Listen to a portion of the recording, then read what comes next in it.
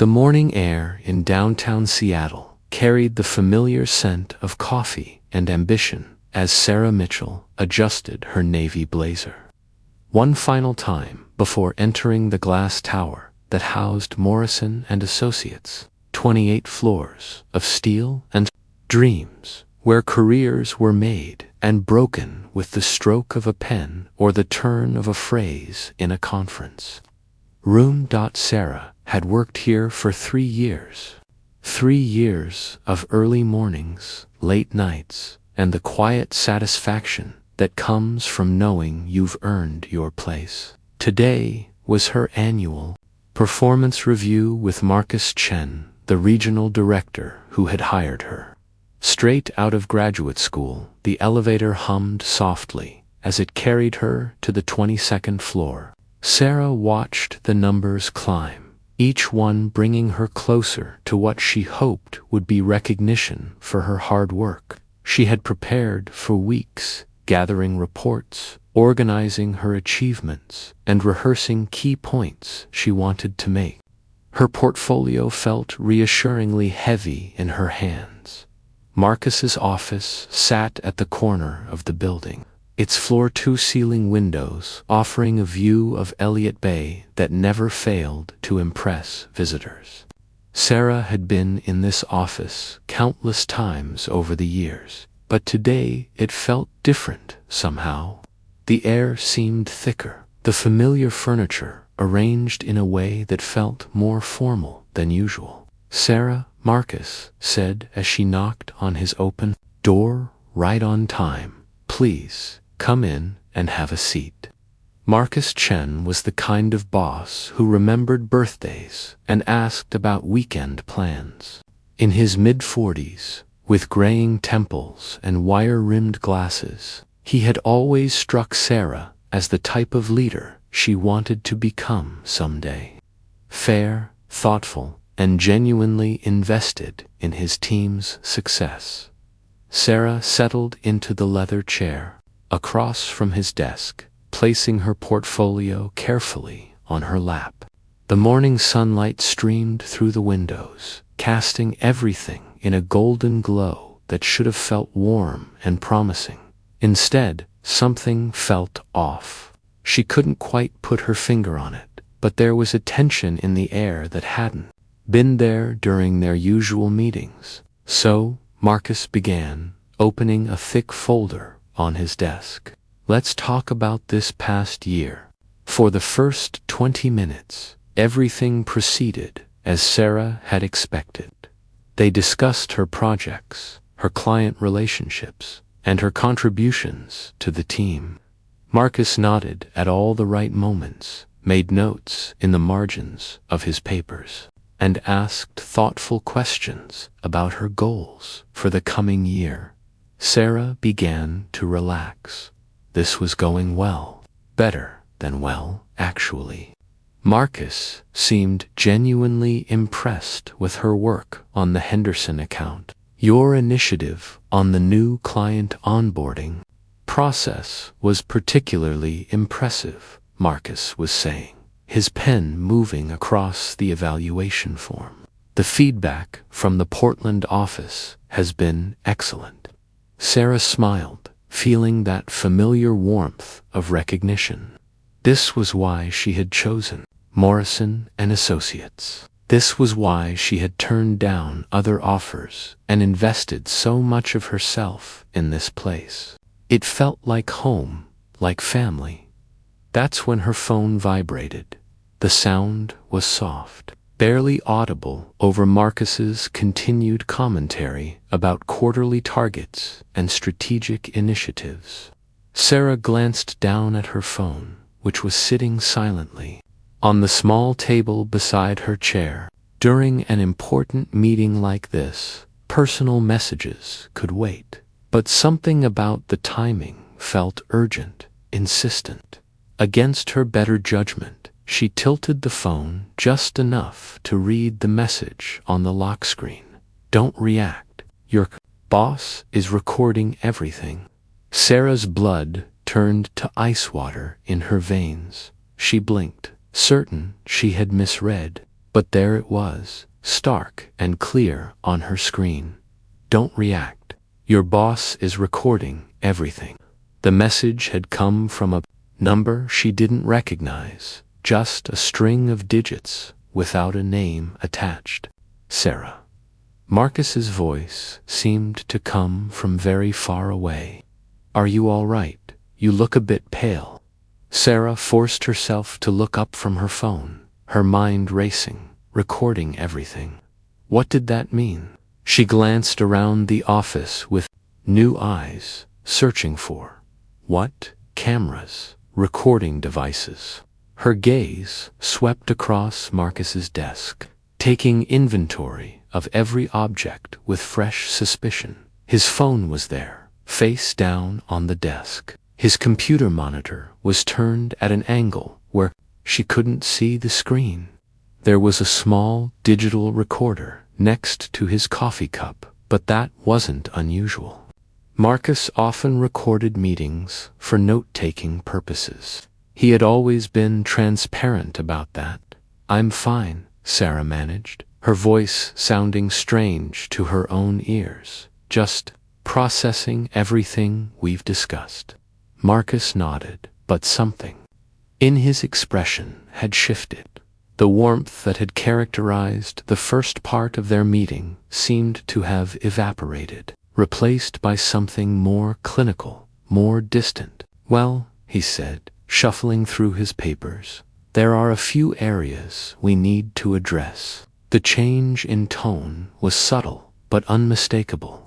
Sarah felt her stomach drop as Marcus pulled out another folder, this one thinner, but somehow more ominous. There have been some concerns raised about your approach to certain projects, Marcus continued, not quite meeting her eyes. Sarah's phone buzzed again. Another message from the same unknown number. He's been documenting everything to build a case. Check his desk drawer. Third one down, left side. The words on the screen seemed to pulse with their own life. Sarah stared at them, her heart hammering against her ribs. A case.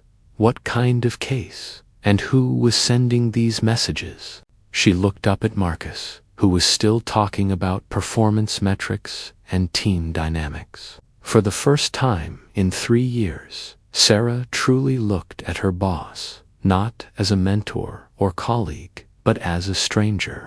What did she really know about him?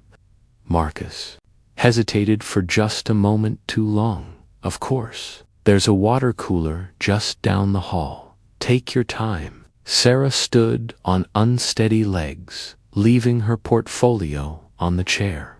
As she walked toward the door, she noticed Marcus watching her carefully in her peripheral vision. Once she was in the hallway, she pulled out her phone and typed a quick response to the unknown number.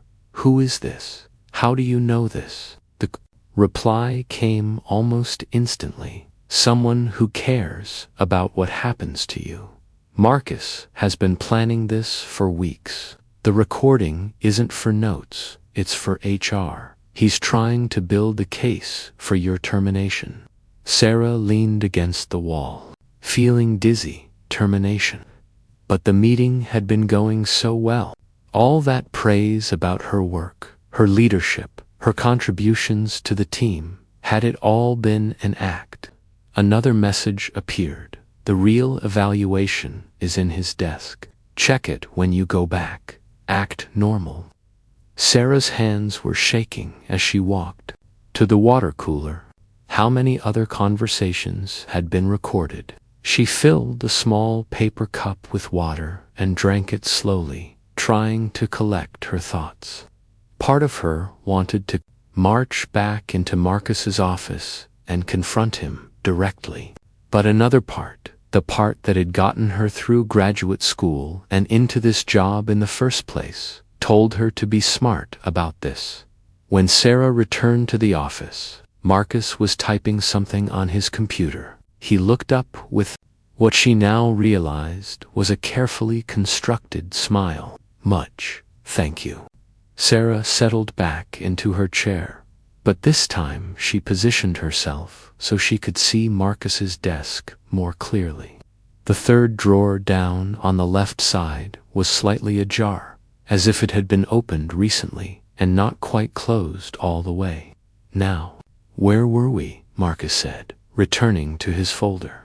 Ah yes, the concerns that have been brought to my attention.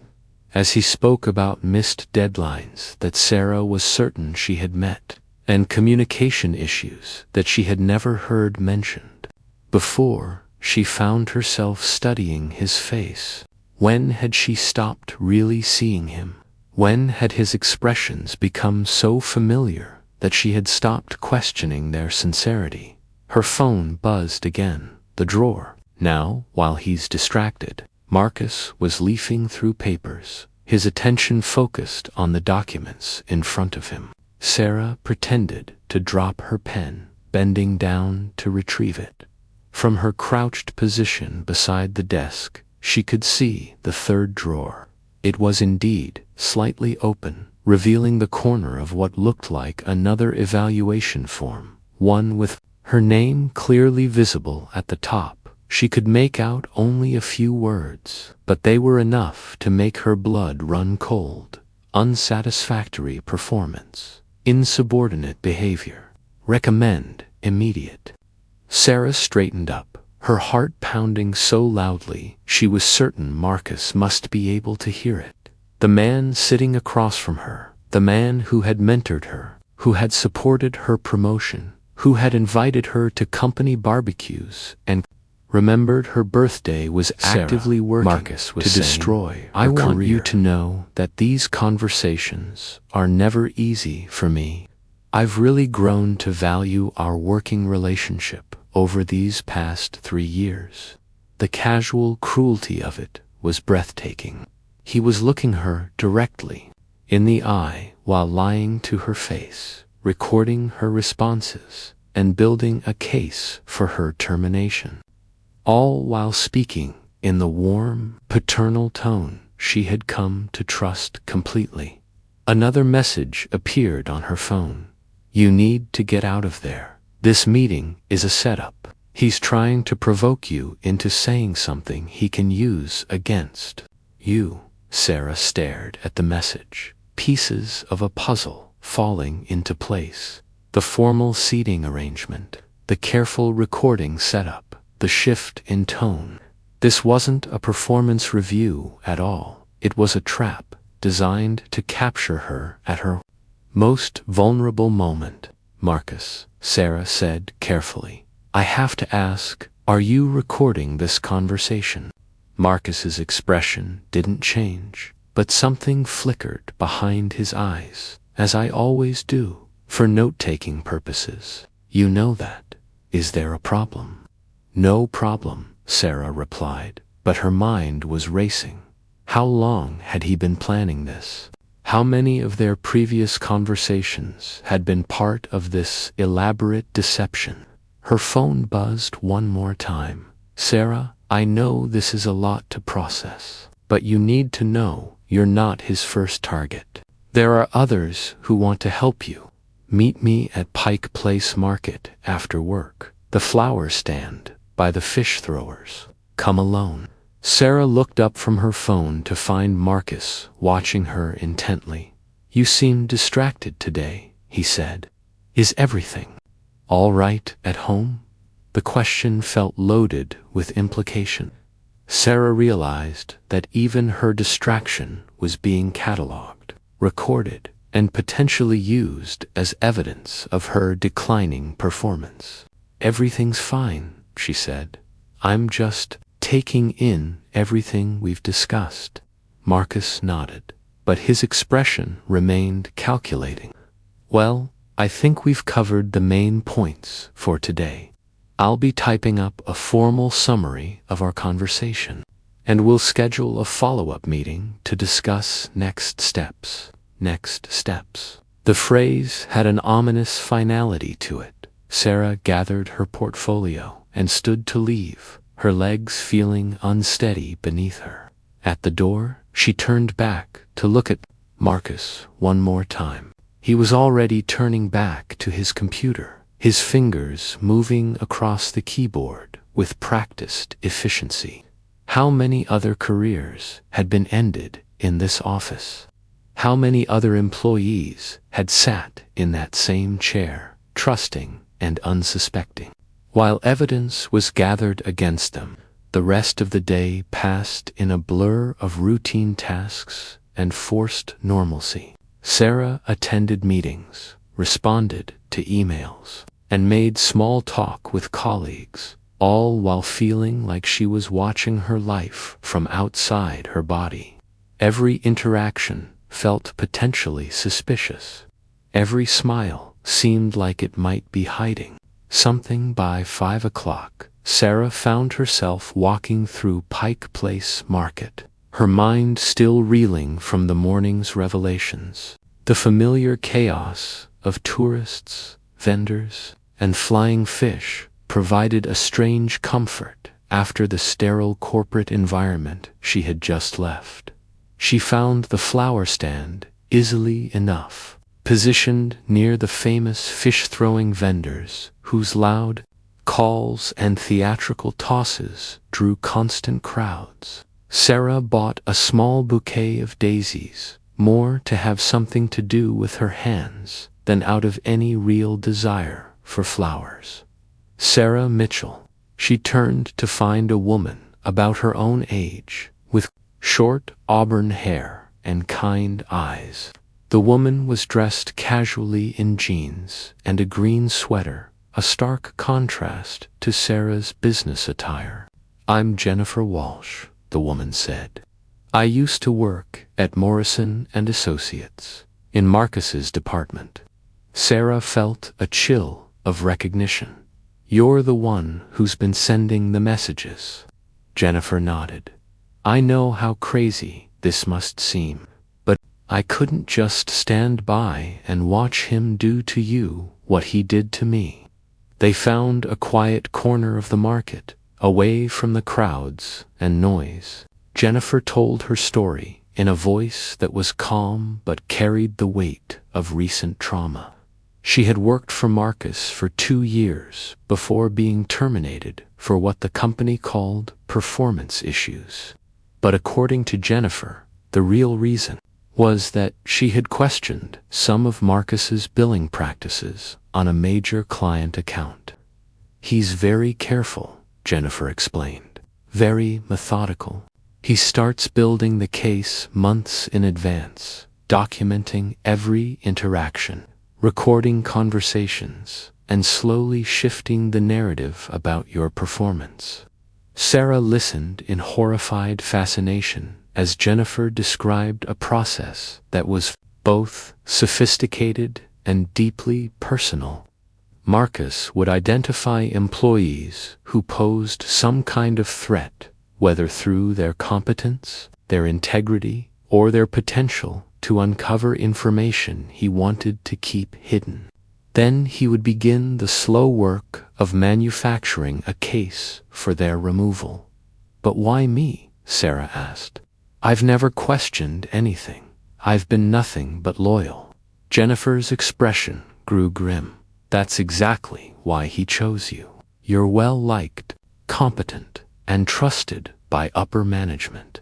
If he can successfully frame you as a problem employee, it sends a message to everyone else about how secure their positions really are." The psychological manipulation was breathtaking in its sophistication. By targeting someone like Sarah, someone whose dedication and competence were well established, Marcus was creating an atmosphere of fear and uncertainty that would keep other employees in line. "There are others," Jennifer continued. "A whole network of former Morrison and Associates employees who've been through this same process. We've been trying to document patterns, gather evidence, and find a way to expose what's happening." Sarah felt a strange mix of relief and terror. Relief that she wasn't alone, that her suspicions weren't paranoid delusions. Terror at the scope of what Jennifer was describing. "What can I do?" Sarah asked. Jennifer pulled out a small digital recorder. "This conversation we just had, Marcus made a crucial mistake. He revealed information that isn't in your official file, information that could only have come from surveillance or inappropriate monitoring of your personal communications." Sarah realized she was right. Some of the concerns Marcus had mentioned during their meeting were things that had only been discussed in private conversations with colleagues, or in emails she had assumed were confidential. "We need you to continue working normally for now," Jennifer said. "Don't let on that you know anything. Keep going to meetings, keep doing your job, but document everything. Every conversation, every email, every unusual request." Over the next 2 weeks, Sarah lived in a strange double reality.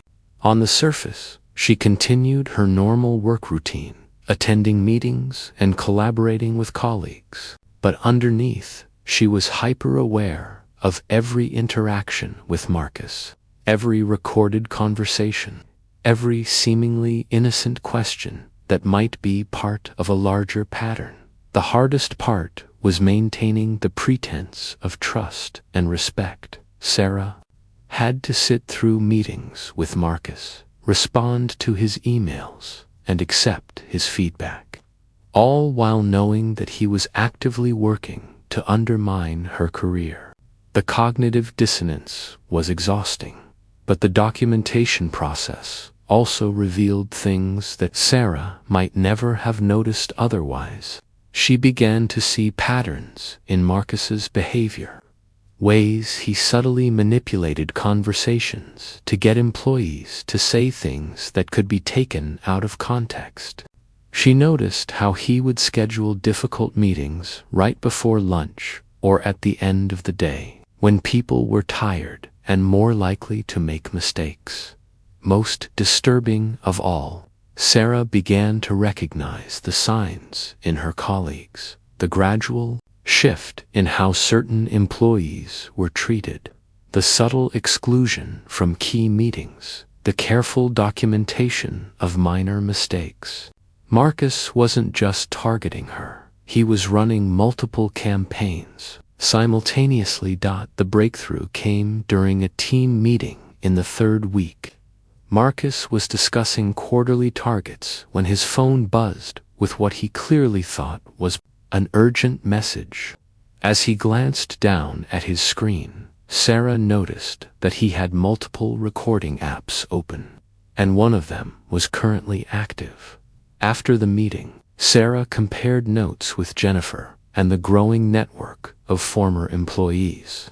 They realized that Marcus had been recording team meetings without consent, a clear violation of company policy and potentially illegal, depending on the jurisdiction. That night, Sarah made copies of all her documentation and sent it to Jennifer. The next morning, she walked into Marcus's office for what she knew would be their final 101 meeting. "Sarah," Marcus began, settling into his chair with his usual smile. "Thank you for coming in. I wanted to follow up on our last conversation." "Actually, Marcus," Sarah said, placing a folder on his desk, "I wanted to follow up on something too." His expression flickered almost imperceptibly. "Oh, what's that?" "I've been doing some thinking about my career goals," Sarah said carefully, "and I've realized that I want to have more input into how our department handles employee development and performance management." Marcus's eyes narrowed slightly. "That's interesting. What specifically did you have in mind?" Sarah had spent hours practicing this conversation, knowing that every word would be recorded. "Well, I've been wondering about our recording policies during meetings. I want to make sure we're following all the legal requirements for consent and notification." The change in Marcus's expression was subtle but unmistakable. For just a moment, the carefully constructed facade slipped, and Sarah saw something cold and calculating underneath. "I'm not sure I understand your concern," Marcus said, but his voice had lost its warmth. "Oh, I'm sure it's nothing," Sarah replied smoothly. "I just want to make sure we're all on the same page about these things. Transparency is so important in building trust, don't you think?" That afternoon, Sarah submitted her documentation to HR, along with a formal complaint about unauthorized recording and potential harassment. She also sent copies to Jennifer, who forwarded them to a labor attorney who had been working with other former employees. The investigation that followed revealed a pattern of behavior that went back years. Marcus had been systematically targeting employees who asked questions, showed too much independence, or posed potential threats to his carefully constructed authority. The recorded conversations alone were enough to justify his immediate suspension. But the most satisfying moment came 3 weeks later, when Sarah received a call from the company's senior partner. Morrison and Associates was not only terminating Marcus's employment, but they were also implementing new policies around recording, documentation, and employee rights. Sarah was being offered Marcus's position, with a substantial raise and a mandate to rebuild the department's culture. 6 months later, Sarah stood in the same corner office where she had first received that mysterious text message. The furniture was arranged differently now, more openly, more collaboratively. The digital recorder that had once sat ominously on Marcus's desk was gone, replaced by a small plant that one of her team members had given her. Her phone buzzed with a text from Jennifer, who had found a new job at a competing firm, saw the news about the Morrison and Associates Culture Change Initiative. "Proud of you for seeing it through." Sarah smiled, typing back, "Thank you for that first message. I never did ask, how did you know to reach out that day?" The response came quickly. "I didn't send you that first message, Sarah. I was as surprised as you were. But I'm glad someone was looking out for you." Sarah stared at her phone, a chill running down her spine. If Jennifer hadn't sent the original warning, then who had? She scrolled back through their conversation history, looking at that first mysterious message. "Don't react. Your boss is recording everything." She never did find out who sent that message. But sometimes, late at night in her new office, Sarah would find herself wondering if there were other people out there, guardian angels in the corporate world, watching for predators like Marcus and quietly protecting the innocent. The thought was both comforting and unsettling. In a world where betrayal could hide behind a smile and trust could be weaponized, perhaps there were also invisible allies working to balance the scales. Sarah kept that original text message saved in her phone, a reminder that sometimes help comes from the most unexpected places. And sometimes the people we think we can't trust are exactly the ones trying to save us from those we think we can.